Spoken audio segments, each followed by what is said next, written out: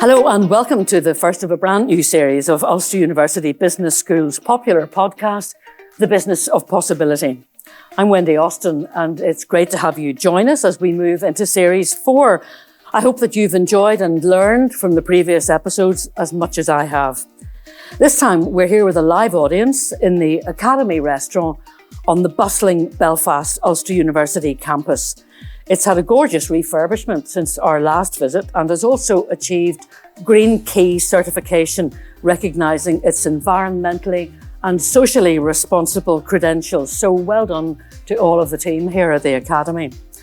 The Business of Possibility podcast series takes a deep dive into the world of business, exploring key themes and the latest research in business today with a host of dynamic leaders, industry experts and top academics. And we've struck gold dust today with our panel to discuss entrepreneurship in both the local, national and global context. And I hope you're going to enjoy it. So will you please welcome our panel. Marie Doyle, who's a partner in Deloitte here in Belfast, where she leads on public sector business. She's also recently become Vice President of the British-Irish Chamber of Commerce. Congratulations. Matt Hunter is co-CEO Plus X.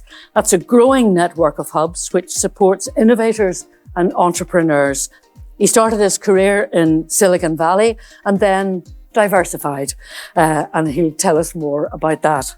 And Tim Mescon, visiting professor at Ulster University Business School, who's spent his working life encouraging business improvement, leadership, innovation and entrepreneurship, writing along the way 200 articles and papers. And 4 books, no, make that 5, I think.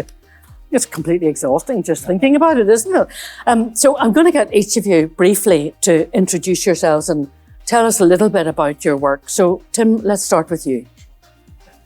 Well, what an honor to be here. And the Academy is a great reflection of connecting theory and practice, where students get extraordinary experiences in hospitality, food science, food management, to go out and either do their own thing or to work in industry. And so what a great platform for this.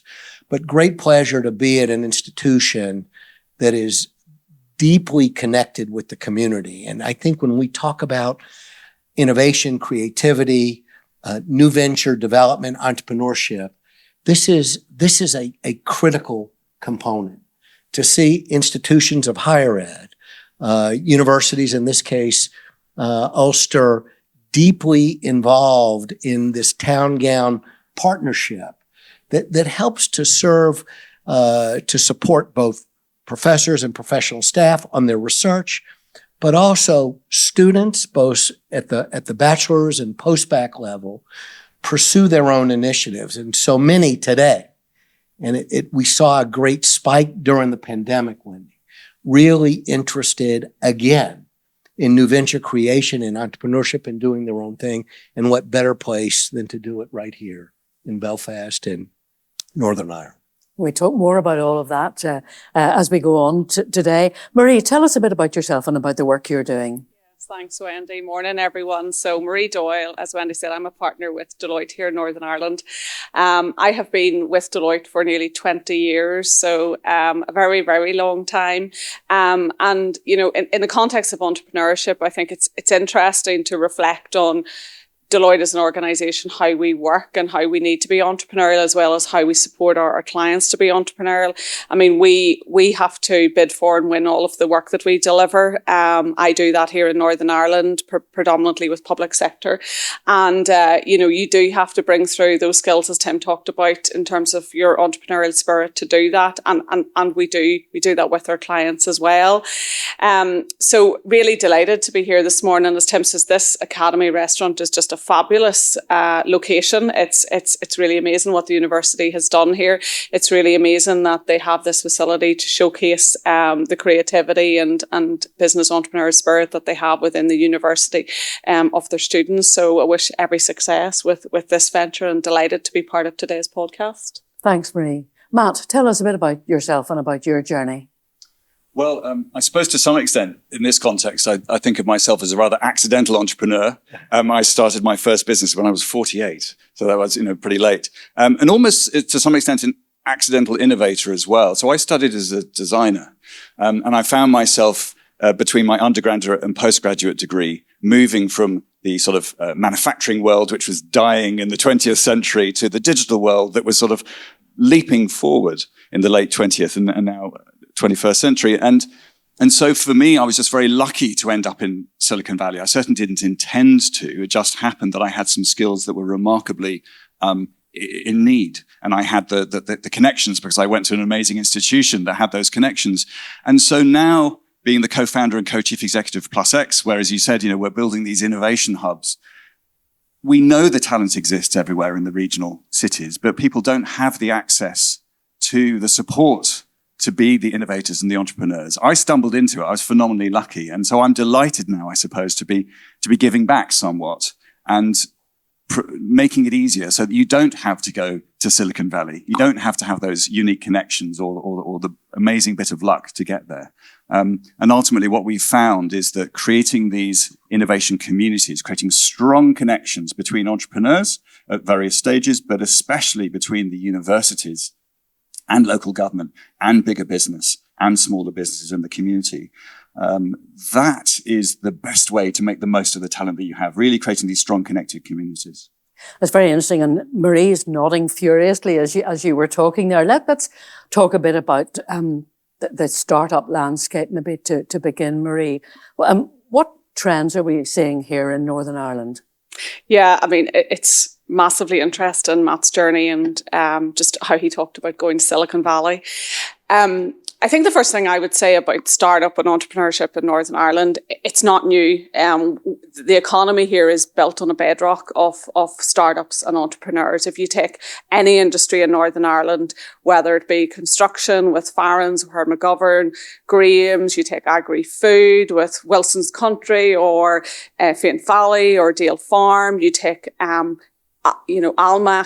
and Norbrook in the pharmaceutical industry. These are all businesses that were born out of Northern Ireland and grown up in Northern Ireland. And I suppose when you think about our history, particularly pre-Good Friday Agreement 25 years ago, that was to a large degree the only way to create opportunity, business opportunity and employment in Northern Ireland. We didn't have the Deloittes of this world coming in and creating tens of hundreds of jobs for graduates. We largely had a public sector employment opportunity or people going into business and creating business for themselves. So I think we should always reflect on how strong the entrepreneurial spirit has been in Northern Ireland through our history and the strength of that now in the fabric of our economy, predominantly with those Indigenous businesses that have come here and been really successful and are now looking out to be successful on a global scale, because I guess business is changing and business is becoming more global and we're seeing the emergence and the growth of globalization. I think, Wendy, on the trend and what we're seeing now, it is now bringing, I guess, the Silicon Valley to the regions and bringing the Silicon Valley into Belfast and into Northern Ireland.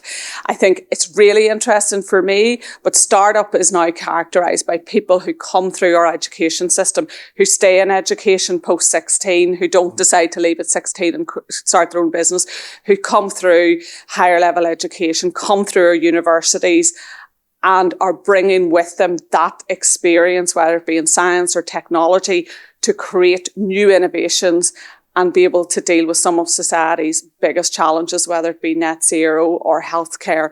And I think that is really interesting. So you're seeing really talented individuals coming through and not just looking to the big corporates for employability. They're looking at, how do I bring the ideas that I have created through my education and through my engagement in society to actually create my own business. And I think we're seeing a lot of that now in Belfast and across Northern Ireland. If you just look at venture capital levels coming into Northern Ireland, last year those were up nearly 30% here. So we're getting much better at accessing capital, at selling our stories, at being professional around establishing the startup. I guess we'll maybe come on and talk about what we need to accelerate and support that further. And there are good initiatives happening.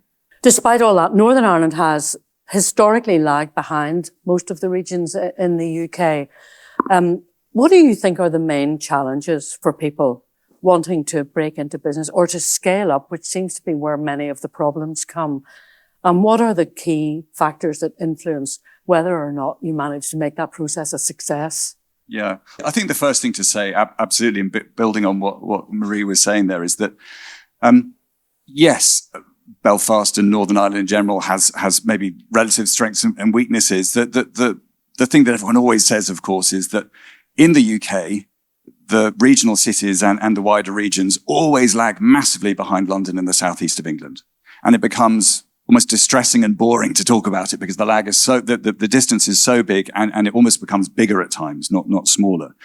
But I think that I found it almost more inspirational when reading reports around spatial disparities, actually saying that every regional city in the UK and wider region is much more similar. And actually, at times, there's more of there is a disparity between, let's say, European regional cities and UK regional cities, or US regional cities and UK regional cities. And that sort of essentially then says that, yes, there's a lot to play for in Belfast and Northern Ireland, but actually there's a lot that's very common across many of the cities. And so therefore, when we at Plus X Innovation make hubs in different cities, we find very common things. So what do we find? At the early stage, I think, when encouraging more people to start their own business, and especially I think Marie was saying so effectively there, that often they might be more technology driven, but they might be more almost purposeful. You know, in my youth, being an entrepreneur probably was a bit like, do you want to get rich quick? You know, buy low, sell high? Is it sort of a money-making thing? Or do you want to be your own boss because you don't like being told what to do? And for me, it was never about those things. But many of the people that we support are actually inspired to change the world a bit more. It is much more purposeful innovation where there's a really great blend between the impact you want to see in the world, you want to see your idea succeed, and of course you need commercial success to come there. So I think that changing the perception of what especially innovation-led entrepreneurship is important, because then that widens it out to a wide range of people. So I think the perception of what are we playing for here? What is inspirational to people that really matters? How do we increase that level of ambition and that sense of relevance to me, where I am, where I live, what my accent is, what my skin color is, all of those things where the role models don't exist, you know, at the moment, as much as they should. But so that's about sort of increasing ambition. But I think the second component is about reducing risk. And I think there's no doubt, especially in an economy where perhaps there's been a lot of public sector jobs or bigger corporate jobs, there is positively a great sense of sort of day-to-day comfort in that. And that's important. And so therefore breaking out on your own is a risky thing. And what I always learned about Silicon Valley was that it was a safe place to do risky things. Yes, a startup may be a risky place to go, but if this one fails, there's another one over there. And that's the thing that people don't understand. These things are ecosystems. It's not just that opportunity. It's the whole plethora of opportunities I've got. On aggregate, that is less risky than just focusing on, I must get a job there. That was very interesting, actually, what you said there about the public sector and the comfort zone, because I remember Peter Fitzgerald from Randox on a program that I used to do years ago saying that was what he thought was one of the biggest factors that held back entrepreneurship here, was that people were far too comfortable because their mum and dads worked in the public sector and they wanted them to have a nice job for life like the one that they had. What about the global perspective on this? I mean, Matt was talking there about how it's not just regional cities here. You know, you look at cities in Europe, you look at maybe the same situation in the States. Give us your perspective on all of that, Tim. Yeah, it's such a pleasure listening to Marie and Matt, because they're spot on, and the services, the support that they are providing is part of the wraparound encouragement that's so important to incubate entrepreneurs. The comforting fact is this discussion, when is happening everywhere around the planet.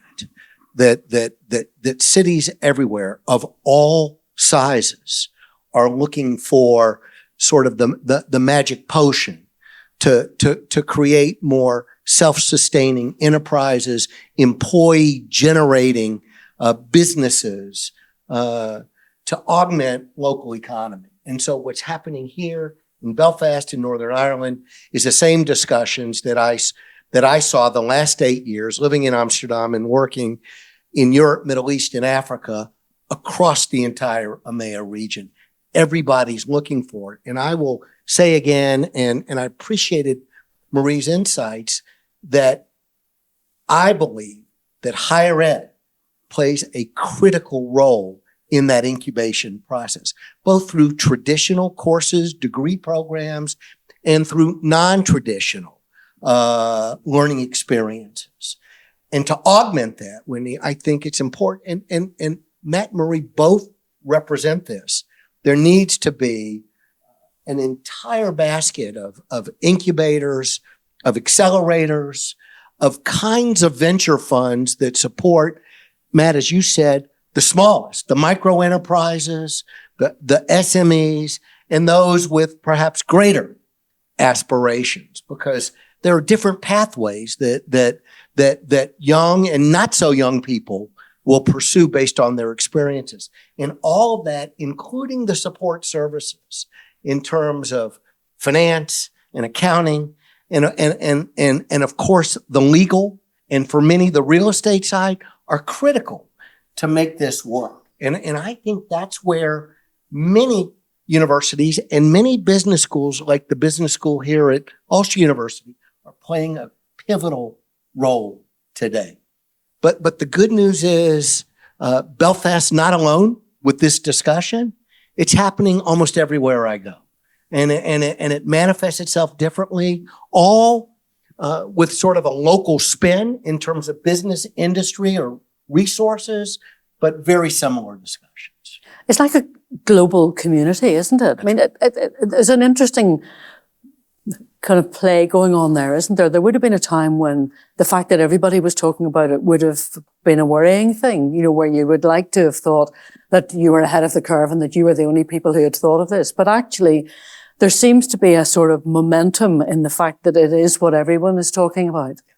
Yeah, because it is the greatest source of employment generation, predominantly worldwide, is coming through this entrepreneurship, this startup sector. And so the public entities, governments have said, we've got to get our arms around it. While the Deloittes play a critical role, it is their support of these emerging enterprises that really represent future economic engine for most regions of the world. Marie, what do you think needs to be improved to increase Northern Ireland's attractiveness for founding a startup? I mean, I hesitate to mention the government word, which Tim mentioned there, since we don't actually have one at the moment. Presumably that would help. But how otherwise can we encourage a more entrepreneurial and innovative startup culture? Yeah, absolutely, Wendy. A government would help hugely, and we'll maybe come on to that. I think, you know, Matt touched on maybe fear of failure. I think that plays out very heavily in Northern Ireland. You know, we enjoy to often talk about Northern Ireland being the right size, the Goldilocks size to do things. It's just the right size to do things. I think it's also just the wrong size to do certain things, to take risks, you know, because everyone knows everyone. So you're not in Silicon Valley. If it doesn't work out, people know it hasn't worked out. And that plays heavy on people's shoulders when they're thinking about doing these things. So I think that fear of failure, and I think there is evidence to indicate that fear of risk of failure plays heavier on people's minds in Northern Ireland in an entrepreneurial startup than in other parts of the UK, for instance. But I think having strong role models now, as we now do in this space, is going to really be a game changer, is really going to help people to think about, that could be me, I love Matt's purposeful innovation, purposeful entrepreneurship. I think that's exactly what we see. I think in terms of practically what would help, a government would help, because let's face it, we need a strategy, we need support, we need structure around this. We have the 10X strategy in Northern Ireland, which is our economic framework, if you like, which really hasn't got support behind it. It doesn't have the programs because we've not had the government there. But that calls out the industries and the sectors that are identified as being where we think we can cluster and we can make most effective. You know, things like healthcare, advanced manufacturing, digital, net zero. So I think, you know, if we could get support from government, and we had a new chief executive executive appointed for Invest Northern Ireland. I think it's going to be really interesting to see what the strategy of Invest Northern Ireland is over the coming months and years, how they're going to play in, because I think there has been a strategy of inward investment, FDI into Northern Ireland. And I think that's been really successful. And we in Deloitte have benefited from that here in Northern Ireland. I think that has been successful in creating jobs. But I think we're at a different point now in our economy. And hopefully we continue to see inward investment from foreign direct investors into Northern Ireland. But I think we absolutely need to recognise the Indigenous business and the Indigenous capability here in Northern Ireland and support fledgling, growing local businesses as well. So I think the point in government, Wendy, is absolutely right. It's about those structures and that support in a really practical way that can come through Department for Economy, through Invest Northern Ireland. And unfortunately, without a government, we just don't see it. Your purposeful entrepreneurship thing I thought was really interesting, Matt. I mean, there was a time when if you talked about entrepreneurship or innovation, the question was always, well, where is Northern Ireland's apple going to come from? But that has kind of fallen away a bit, hasn't it? There's a different slant now, and there is that whole idea, and we heard about it in podcasts in the last series that we did actually, about how particularly young people want to be working or starting a company which means something, which does something that they think is important, where they can actually see a result. And that's quite a new thing, isn't it? I think it is. And I think also, again, we see more role models. We see this as possible. We've got all of these sort of software services, these cloud-based software services, which means it's much more possible for me to do all this as a small business as well. So I think, yeah, absolutely. And to some extent also what's great is I think we can see more smaller businesses, because Apple, of course, started small once. Apple was always incredibly purposeful. Steve Jobs always wanted to simplify computing to make it available to all. This is why we all have smartphones in our pockets now, because he was right. But it's so big now, was it $3 trillion or something, that we can't imagine how it ever started. And so that's what's so exciting, I think, is seeing more of these smaller and mid-sized businesses, because now I can kind of go, oh, I think I could get there. But you referred also to, the scaling challenges. What are the things that will make this local economy more attractive for scaling businesses?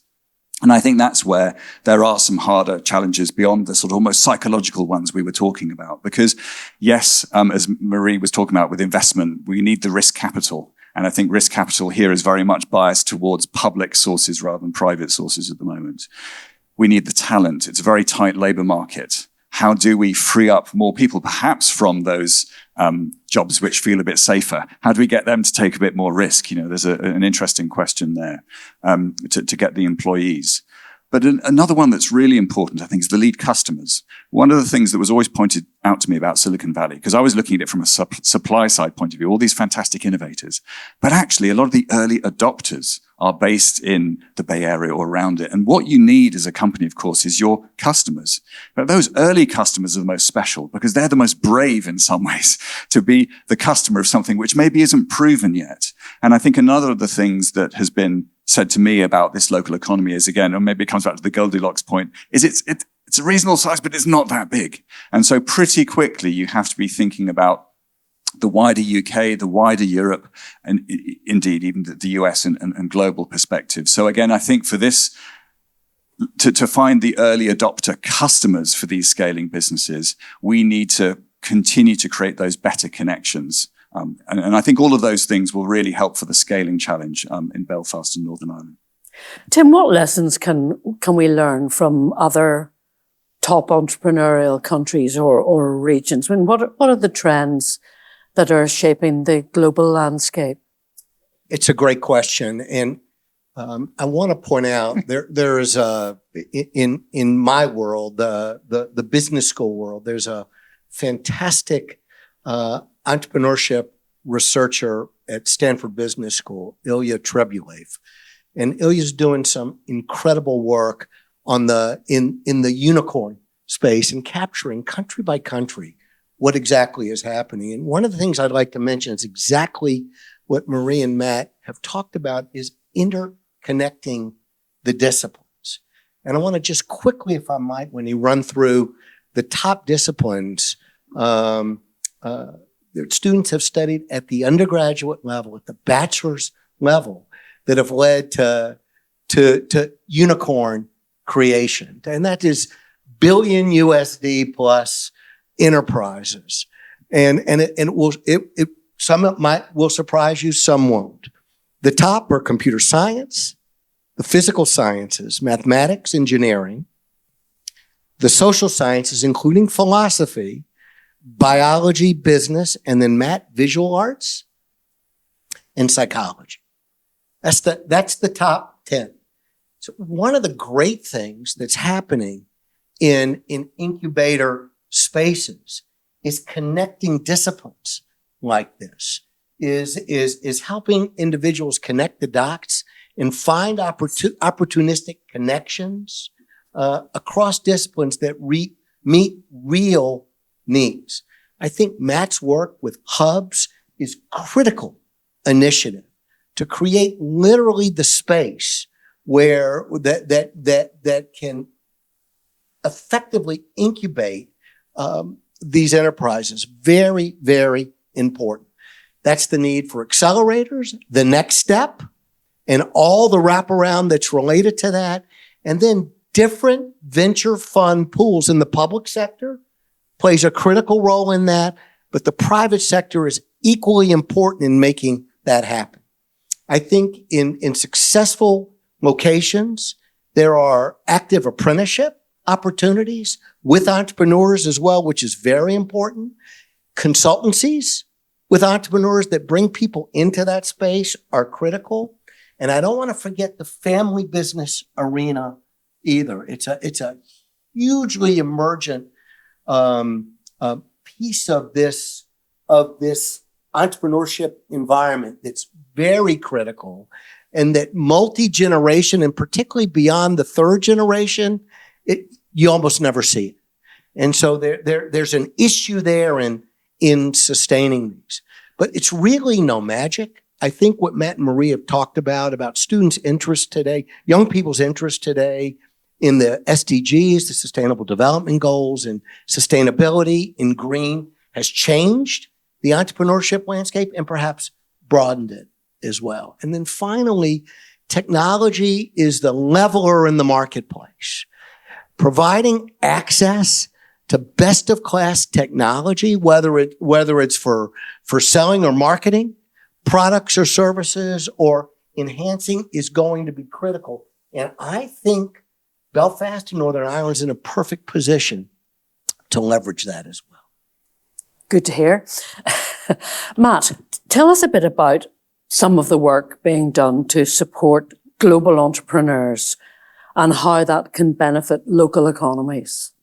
Yeah, for me, this is a really exciting subject. Again, maybe to sort of come back to my personal experiences. You know, I graduated from the UK, went to the US, flying around the world. I didn't really know where I was. I was wherever I was. I was excited by the ideas and the possibility of the ideas. And I think an awful lot of entrepreneurship, you know, probably lived at that global scale. Just as much as we've been talking about slightly more purposeful innovation and entrepreneurship, I think also this idea of place and home, I think is increasingly becoming resonant.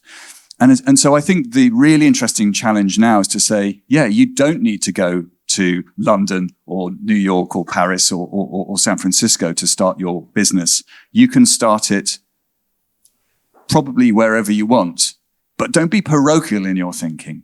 Think global. Two particular examples. I was just listening to a podcast with Demis Hassabis, the co-founder of DeepMind, which purchased by Google, you know, leading AI thing. And of course, he said, well, look, I should have started it in San Francisco. That's the easiest place to find the talent. But I didn't. I chose to start it in London. Now, okay, he's starting in central London, King's Cross. But even there, he's saying, I made a conscious choice. I wanted to make it work locally. It's harder, but it matters to me. A slightly more extreme example, which may be more relevant actually to people thinking about the Northern Irish economy. One of my favorite clothing brands is a jeans company called Hyatt Jeans, and they make incredibly high quality jeans sourced from denim around the world, Japanese mills, Italian mills, German mills. And but the really interesting thing is that David Hyatt, who started this, and he's a second-time clothing entrepreneur, he decided to make it in the town of Cardigan in West Wales. Now, why did he want to do that? That's because he wanted to live there. He thought it was a great lifestyle. He's a bit of a hippie. But at the same time, there had been a factory there that closed down. And the factory closed down because, of course, the jeans were made in Thailand or somewhere like that. And he said, wow, look at all these talented people. Can I get this town working again? And his goal not only is to make the best jeans in the world, but also to employ the 400 people that were made redundant in that. Now, he's made probably 10 or 20% of those people employed so far. He's got a way to go. But in other words, he's locally rooted. So he's got a global supply chain. He's got a local vision and local workforce. But of course, through e-commerce, he sells globally. His brand really began to take off when one Meghan Markle started wearing the jeans as well, right? So there we go. That for me is a really modern business. So what we're doing often is inspired by that to say, yes, you absolutely can choose to build a fantastic world-class business, and you don't have to do it in a world-class city, if you want to use that phraseology. But you can build global supply chains, and you can think big in terms of where your customers are. So it's that mindset I think we're really trying to promote. And a really nice illustration of it too. I'm very conscious of the fact, not that I've just woken up to it, but I am very conscious of the fact that we have an audience here, that I'm sure that they have questions that they would like to put to Matt, to Marie, and to Tim as well. And Sean has a microphone, which he's going to bring around. I'm going to ask another question here, but would you just kind of indicate if you'd like to ask something, and Sean will come over and get it to you. Marie, collaboration is key, isn't it? And I suppose in the last 3 years, we've really become aware of that. All kinds of companies who would previously have been in absolutely, tight competition with one another have ended up collaborating and coming up with something much better. How important is that, and are those links between business communities, academia, and the other areas that we've been talking about, the links between different disciplines and so on as well? Yeah. You're right, Wendy. Collaboration's everything now. We used to work in a competitive environment, and now everything is about collaboration. And, it's not that it's just the right thing to do. It makes business sense to do it. And I think that's the really important bit. It's not that, if we look at public sector procurement, for instance, they introduced new procurement regulations, social value in procurement. So now, like big business, big industry, like the likes of Deloitte, have to work with small, medium enterprises on their contracts. So if you like, it was enforced collaboration through procurement law, but actually it's not about enforcement. It's just the right thing to do. So, Deloitte works really closely with the Now Group, who's a social enterprise working with people with learning difficulties. And again, that partnership has massively enhanced our supply chain, massively enhanced the impact that we can have as an organisation, and massively enhanced the opportunities that we give our people as well as we give the people from the Now Group. So that coming together of industry with business, working with government is really, really impactful. And I think there are now great opportunities and great case studies of doing similar with startups. Where big corporations like Deloitte work with startup organizations. I mean, declare a partnership with PlusX. Deloitte are investing in a new facility in Belfast here in the Uritt building on Bedford Street. A building that has so much industrial heritage in Northern Ireland, going back to the linen history here. And what we want to do is create a space, create a hub, bringing through PlusX's experience to create an innovation hub in the centre of Belfast to really drive that collaboration. It's really about a collaboration, a convening and a connecting space for us. We talk to clients, multinational clients, government, private sector, financial services clients every day of the week about challenges they have. We advise them on a range of things, but we don't necessarily have the answers. We don't have the innovations, but actually there could be startups here in Belfast that will have the answers, will have the innovations for them. So, our idea is to nurture that and convene that and connect those people in this hub, which is really exciting, and bringing through the experience of PlusX to do that. So I think collaboration is key. The other thing that just struck me in the context, in the conversation we've been having this morning, is the collaboration between the traditional family businesses in Northern Ireland and the new emerging startups, because there's something in that that's really exciting. If you think about those really strong family businesses that have established and grown and be successful here, they've been born out of the comparative advantages that we have in Northern Ireland, the green fields, in the agri-food industry. So how do we bring the emerging, purposeful innovation and entrepreneurship that we see today to those businesses, to modernise them and bring them through onto the global stage? I think that's really interesting. So that collaboration is going to be critical. Tim, maybe I think would like to come in on that, maybe, would you? I mean, I think that's a fantastic lead, if I might. Oh, and I want to just briefly mention, because I don't want to forget it, the youth sector as well. We've sort of danced around that, and I want to reference there's much work to be done in encouraging young people. I mean, from primary school up through university age, in terms of entrepreneurship and the opportunities it creates. And I want to give a shout out, if I might, to a few organizations that are doing that. They're here. And if you're not engaged with them, you need to consider engaging with them. The first, globally is Junior Achievement. Here, it's called Young Enterprise. One of my favorite organizations worldwide, but working with youth in all sectors, in developing skills and talents and refining their work ethic and their own need for achievement. The second is a super group called the Collegiate Entrepreneurs Organization, 40 years old. CEO, I love the acronym, doing extraordinary work worldwide with young people, including dipping in to the youth sector, having college students as mentors dip into the youth sectors with all kinds of pitch competitions, boot camps, and the like. The third is the largest of them all, called Enactus, also been around close to 50 years. And to Matt and Marie's point, it's a network of leaders committed to using business as a catalyst for positive social change. Thousands of Enactus chapters around the world, incubating entrepreneurship at all levels. This is part of the connectivity that really creates momentum in communities at all age levels, and I think it's an important part of this process. I remember one year giving out the prizes for Young Enterprise, and the young guy who was the chairman, they'd had a board coup. As they should. Right. He was brand new. They'd dumped the previous chairman, who was somebody else in P7, and they got on with it. Anyway, they were totally brilliant. Right, it's time for your questions, folks. I know you have some. Sean has the microphone. So please tell us who you are and stand up, give us a wave. I'm sorry if you're listening on the podcast.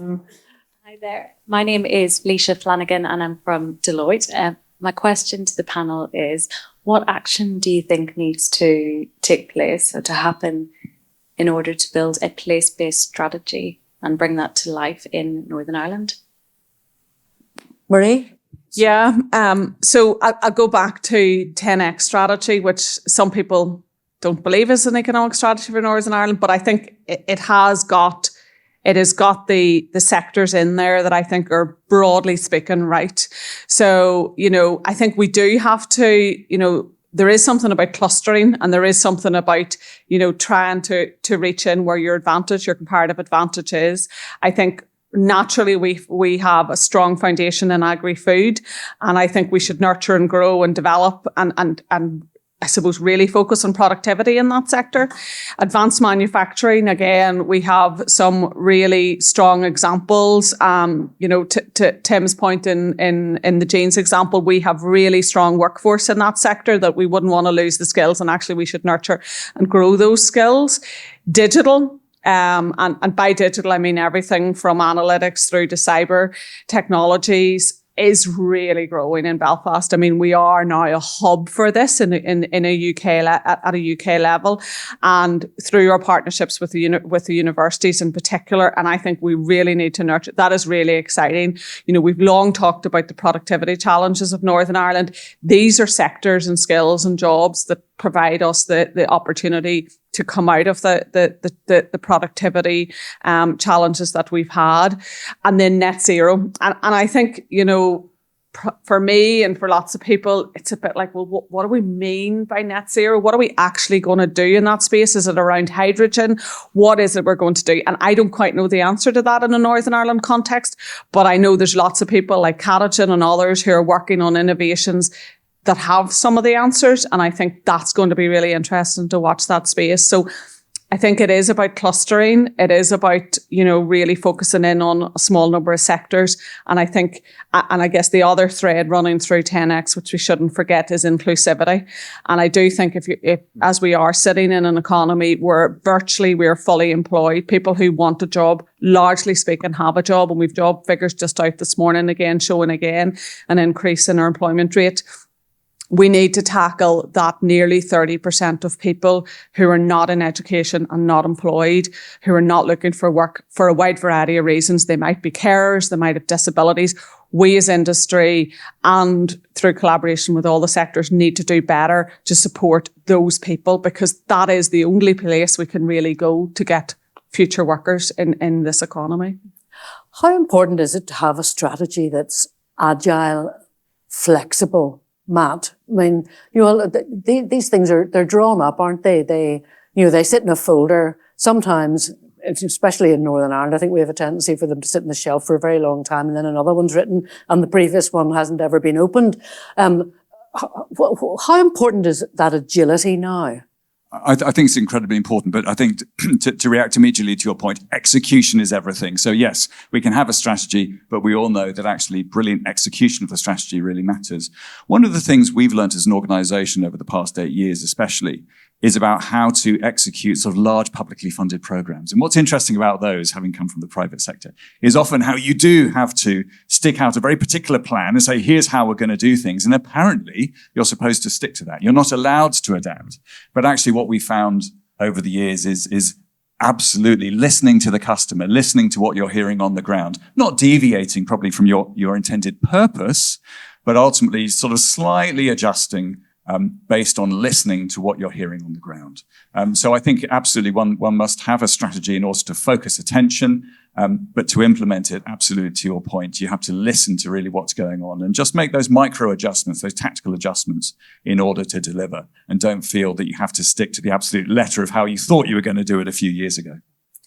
More questions? Excellent, thank you. Crystal Miller, Professor of Entrepreneurship, Ulster Business School. I wanted to pick up on the whole concept of fear of failure, because I think for Northern Ireland, that's one of our key challenges. We do have a lot of successes, a lot of skills. And, I'm a big advocate of what you can't see, you can't be. And that comes from seeing failure as well as seeing successes. And I think we're not great at shouting about the great stuff, which then makes people maybe not see the failures that come with successes. So I was wondering, your thoughts on what can we do more in our region to really showcase, our strengths, our successes in entrepreneurship, to really, entice more people to take those chances and, go for it. Tim, what do you think? Great question, Crystal. And you heard me talk yesterday about the need to fail fast. That actually, to me, in many cases, and very few of us have not experienced it, there's a need to sort of celebrate those failures as a badge of honor. In the entrepreneurship world, it's just part of the migration. And if it hasn't happened, you are extraordinarily fortunate and extraordinarily gifted, because in almost all cases it has, and it's more than once. And so we need to be more active storytellers about the process, if you will, that the road from A to B, from Y to Z, it's not straight. And there's going to be pivots and reinvention requirements and the need to do things differently. And I think those stories become a very critical part of the entrepreneurship journey, and we need to celebrate them. That it's not always about unbridled success. There are lots of bumps in the road, and we need to talk about those and share those with others. And these hubs are a great opportunity to build that in to that entrepreneurship culture and to recognize it happens to almost everyone. Is it a big topic of conversation, do you think? Oh gosh, you won't believe what happened to me, that kind of thing. Yeah, very much so. No, I'd like to pick up on that. Thank you, Tim. So yes, I think that what we find again and again is some of the most powerful formulations you can make are peer-to-peer coaching circles within the hubs. So in other words, in these incubators and accelerators, sometimes it's the sense of I'm an expert and I'm imparting my knowledge on you, but actually it's the peer-to-peer which really matters, especially in this case. And in that context, I suppose I'd slightly draw attention between the difference between trial and error and failure. One of the ways that I think is sort of failure is what happens when you give up. And sometimes you should give up, right? But sometimes you should pivot and keep going. And I think the honest and open conversations around trial and error, around difficulty, around pain and crisis, that especially in the social media age, perhaps we don't share. I think that's what really is brilliant about these communities, because a strong community will open up to one another. And we saw this actually so much in the pandemic. We opened a hub in Brighton on the south coast of England in June 2020. It was not an easy time, but of course it wasn't an easy time for anyone. The strength of the bond between the entrepreneurs helping one another out, coping with crisis was phenomenal. So yes, I think discussion around trial and error, when to call it a failure, but especially supporting each other peer-to-peer behind closed doors. It's very kind of Chatham House rule, you get to talk about it, but don't sort of point out who maybe was revealing themselves. I think some of that psychological safety is really important. Ladies and gentlemen, thank you so much for joining us this morning here for this live podcast.